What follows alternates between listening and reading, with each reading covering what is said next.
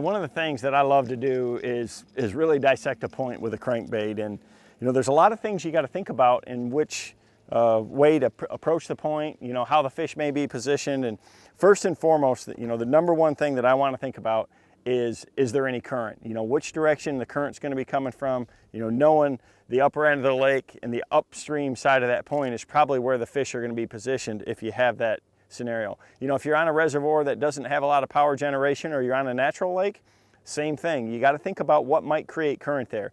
And in a lot of cases, that's wind. So, if the wind is pushing into a point, I want to be, casting across so that I'm pulling my bait either with the current or across that current. So I want to approach the point that way. And sometimes it makes it a lot harder. So, you're going to have to cast into the wind, or you're going to have to cast across the wind to get that bait coming across in front of that point where those fish are going to be facing into that current. If you don't have anything, like right now, it's slick, calm, I generally want to just try to hit that point from the steepest side, where I'm throwing up onto the shallow area, and I'm going to work it all the way around. And if I catch a couple of fish, I want to definitely change around, come at it from an opposite angle, and crank that same spot again. It makes it a lot easier now that you have, GPS and mapping to be able to follow these contour breaks and to be able to fish these points.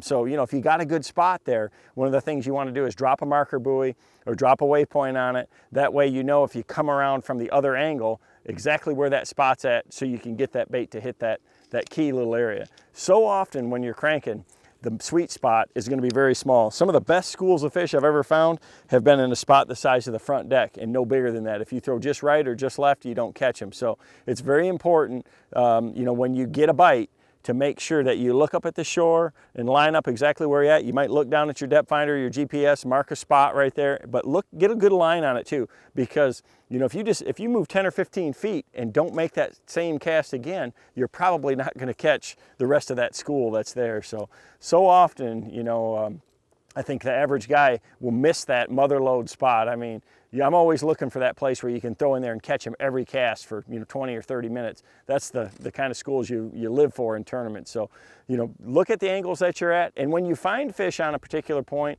and you start to catch them like that, remember that for the next point that you go to, the angle that you were, were you on the side wherever the sun was facing, or where the wind was blowing in, or however the current may be sweeping around that particular point. So it's very critical every time you pull up to a point to think about all of those things.